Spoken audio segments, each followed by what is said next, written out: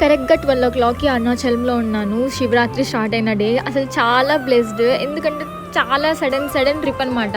శివరాత్రి రోజు వెళ్ళకూడదు, రష్ ఉంటారు అని అనుకుంటూనే శివరాత్రి రోజున అరుణాచలంలో ఉన్నామన్నమాట.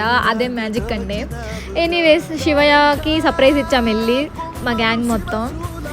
అండ్ అరుణాచలంలో ఇంకా గిరి ప్రదక్షిణ స్టార్ట్ చేసాము. జనం అస్సలు లేరు, పౌర్ణమికి ఉన్నంత అయితే ఇంకా అసలు లేరు.